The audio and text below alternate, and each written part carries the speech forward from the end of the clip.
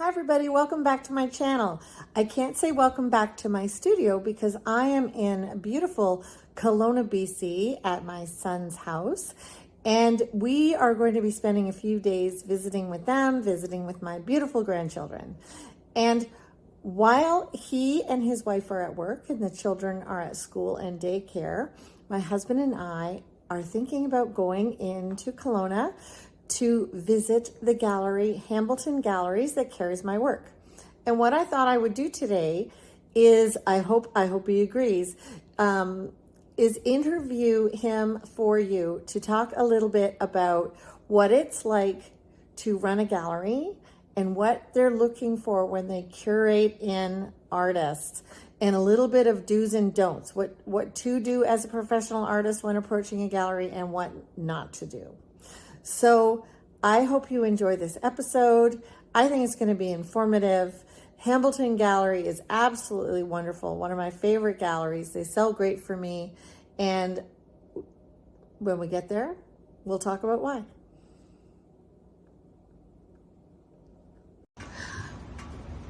I'm here at Hambleton Galleries. We just arrived. It's a bit of a gray day, but we're going to go in and see Megan. Come on. So I'm here at the gallery with Megan, and Megan and I, here, I'll focus in on Megan. There she is. Megan and I are going to do a little walkabout. I started chatting and I thought, you know what? I don't want to lose the freshness of the experience of what the gallery is. So we're going to wander around and you can follow along. And she's already given me like 2 or 3 tips that I'm like, stop, do it for the tape. All right, here we go. Okay. Here I'm coming in, I'm pretending I'm coming in for the very first moment, but I really honestly didn't let myself look at too much.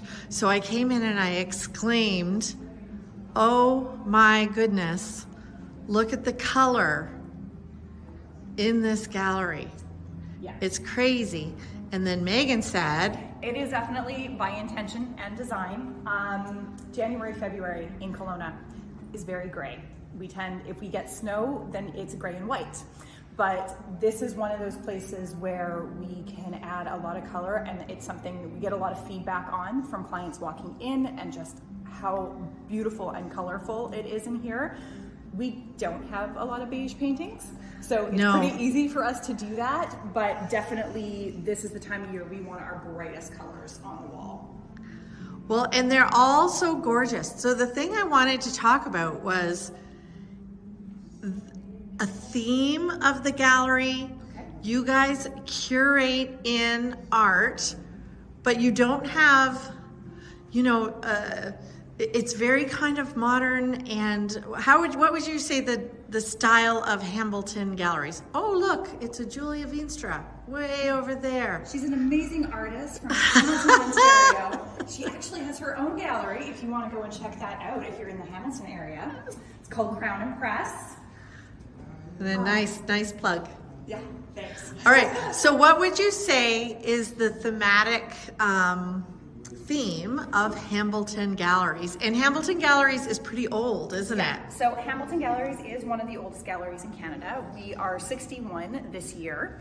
So yeah, started in 1963 by Jack Hambleton of our name, and has been through many owners since then, but we are super proud of the history of the gallery and its course of fine art through the Okanagan, which I would say is primarily our genre. So we really focus on landscapes, Canadian landscapes, primarily Okanagan and Alberta landscapes.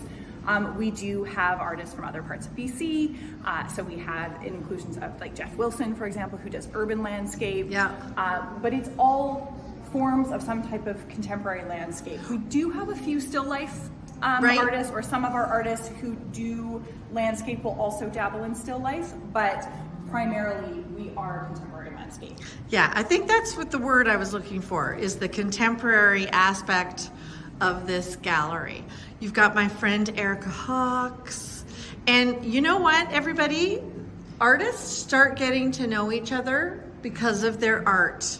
Erica and I became good friends because we loved each other's art. And there's various artists that people will say, who is your inspiration, Julia? And a lot of times it's an artist that has become my friend because number one, I stalked them and liked looking at their art. But number two, there was just something in common. And that's kind of the thread for a gallery. There's something in common. And I always say, if you like my art, you're going to like a lot of the other pieces in a gallery that carries me. They curate in art of a certain flavor, color palette, all of that. And you could probably go into Hambleton Gallery if you were a billionaire and could build yourself a $10,000 beach house on the Okanagan. You could come in here and outfit the whole thing, right? And you want them to do that, right? If they're Absolutely. billionaires. Yeah, their $10 million house, please come in and spend your art budget here. Yes. We'd be happy to help and do our lovely mock-ups and make sure you get just the right pieces that bring you joy. That's right. So there's a little bit about Hambleton Gallery. Now, let's do a little bit about artists approaching you and the do's and don'ts. This side of the gallery, because it's got a bit of a different flavor over here. This side of the gallery is. So why is that? Why did you put some different things on this side? Explain. Explain. I will explain. I will explain. Well, this one is honestly a continuity of feel and color. So we had gotten these two spectacular new pieces to us from Ronan Boyle, and they had this very lovely aqua beachy water feel to them. And so we wanted to kind of continue that feel, like how are the blues going to feel with some of our other pieces. So we had this amazing Dana Irving which are over here. Over here, as you know, it's got these stunning different blues and greens, which then tie into the aquas and blues in Ronan's work. And that water theme then continues into Brandy's pieces here. And then because her work is so complex, the kind of very different feel of Rick Bond's pieces, but also Rick has these blues and grays. Yeah, the color palette, you can see it. Right? It's kind of working together. So as you're looking at this, guys, are you seeing the yellows are popping through, the whites of the goose and then the whites of Mr. Bond's work? Yeah. Yeah, that is brilliant. Oh, look at this piece. This is... Right, and more. This is a brand new piece from Brandy Mash. So we just got this in the gallery in the beginning of January. So yeah, she just completed that piece. So everybody, if you're watching this, it's Hambleton Gallery in Kelowna, BC, and I will put a link below, and you can go and scope out all of these pieces, and they ship. We do. They worldwide. do ship worldwide. Okay, I gotta see this pop art back here. It's seeming, or this, what would you call this? So Jeff is our urban landscape artist. Really focuses on the nooks and crannies, the deep corners of Vancouver, primarily in the downtown east side. So all sort of stomping grounds of areas where I grew up. But these are, I mean, the Ovaltine Cafe is a landmark in Vancouver, has been there since I want to say the 30s. It's been there a very long time. So that's so fun. And then you've got Cameron Bird here that you're sweeping through. Yeah. Love the teals and his use of complementaries, but not primary complementaries. No. Right? Yeah, definitely secondary, tertiary. Yeah. This is so great. Look way up. How marvelous is that? Okay, Megan. Okay. So I've been carried here for what, a couple of years? Yeah, I would say, I think it may be 3 years. So the first time I communicated here, I got rejected. And I actually honored it because, well, I had to.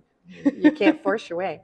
But the explanation was wonderful from Joshua, because he said, Joshua is the owner. He said, Julia, I don't have room in the roster and I want to take care of the artists that I have. Yeah. And I appreciated that very much. He knew my work, so I had a bit of an in. I work with his mom in another gallery in Calgary, so he did know who I was, and I thought that that would be my in. So there you go, artists. You don't always have a sure foot. Yeah. But eventually Joshua called me and he says, I now have room. I'd like to take you on. And it has been a wonderful relationship. But did I do it right?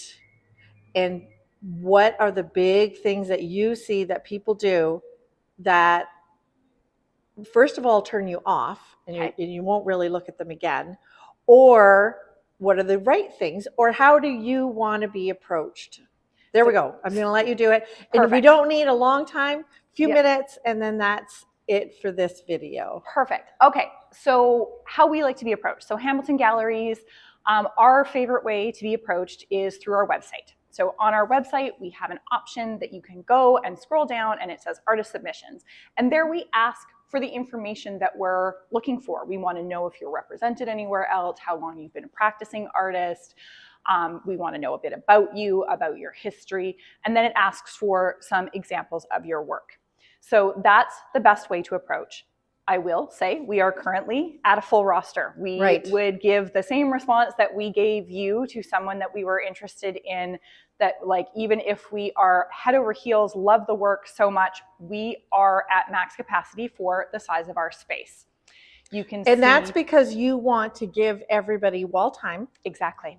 And you know, you want to show. Well, there's a couple of things going on. One, we, as you may have noticed in your wandering around, are a big art gallery. We love showing the sort of max of what our artists do. So we have more than 148 by 72 on the wall. Right. We like big stuff. And that sort of is throughout the gallery what we have. And so in order to get enough of each of those pieces on the wall, we're kind of maxed out where we are. We're just under 40 artists. Now, several of those artists are in fact sculptors.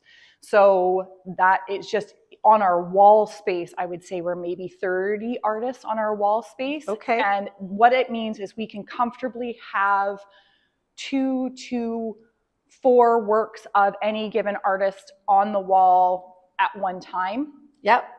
And that kind of allows people to get a flavor for their work without it feeling overwhelming in the space.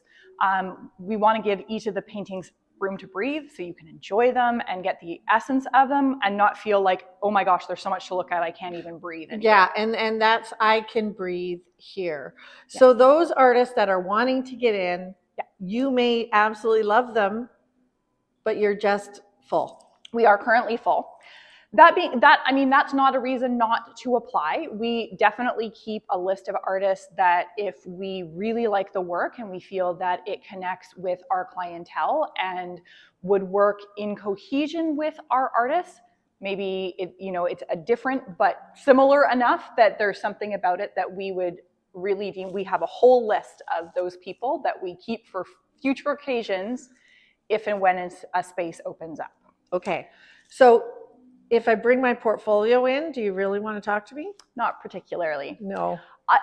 First off, we can't, I mean, if you want to come in, you're welcome to bring in your portfolio. We would encourage you to set up an appointment with us and then really let us know what the purpose of that is. We're probably not going to take you in if the first appointment, sight on scene with the work, we're probably not going to be offering an invitation into the gallery. If you would like to have us look at the portfolio, if you're interested in having a critique, if you're looking to get into our gallery, what we would like to see, but you have to be open to that. And we won't give a critique if you don't want one. But that's wonderful. That's a great service. Knowing what your purpose is for coming in with your portfolio, what is the result that you'd like to get from that is really what's important. Now, is that critique, do I pay for that? No. That is a service you just give because you love art. We love art. You love artists and you want them to succeed. Yeah. Yeah. This is wonderful, guys. I want to thank Megan, and Joshua's not here, but I want to thank you guys for letting me come in really impromptu. Megan was like, what? And didn't she do a great job? And if you have any more burning questions, put them in the comment and I'll cover them in another video. Have a great day, guys. Actually, I'm back.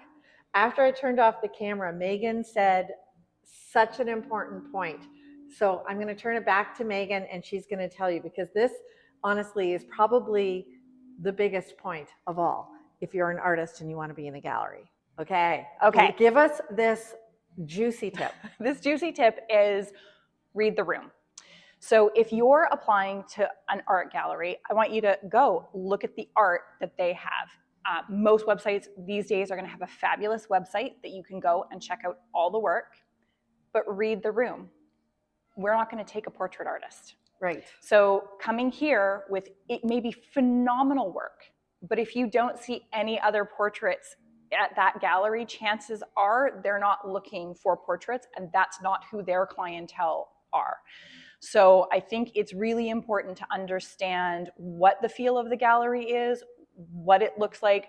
Again, we're also a Canadian contemporary landscape gallery. Yep. Those are really important things to know. So you may be a fabulous artist, but if you're from Guatemala and that's the work that you're painting is Guatemalan and palm trees and not going to work for us. That's right. So really important to focus in on what galleries you're approaching, what their aesthetic is, and read the room. And I love that, because I have painted palm trees. Yeah. But I'm in Canada. I'm in for where my gallery is a lot of Muskoka cottages. Yeah. My palm tree paintings have just kind of sat. I might have to go do a show in Florida to sell those. We're not saying don't paint palm trees. Yeah. But you need to know which gallery collects. And an interesting point that I have found, that galleries actually carry different genres. So if I painted palm trees and I sent them all to Florida, I could sell them all. All of them. Right? Undoubtedly. Right? And here sells a lot of wineries, mountains, and the Okanagan scene. If I send you really strongly Muskoka images, that might not do it. It probably won't do it. We really cater to a BC and Alberta clientele. It's not to say that we don't have international clients, because we do. Yes. Generally, they're from one of those two places, and they want to take something to where they live now that reminds them of this place. Absolutely. So they don't want to come here and see a tropical Mexican scene. They want to come here and see lavender. They want to see gorgeous cedars from the coast. Yes. They want to see spectacular mountains from Alberta, beautiful waterfalls. And I have found that unless they've been here and experienced this landscape, they don't take it home even. Yeah. They don't take it home. Yeah. If you've just come to Kelowna and you've just walked downtown and you haven't gone out and seen Knox Mountain, or you haven't gone up to one of the mountains and experienced what it is like to be in that kind of powder snow, you're not going to connect to it. That's right. That's right. All right, Megan, that was a hot, awesome, juicy tip. And that's their framing and packaging room back there. Yeah. All right. Thanks again.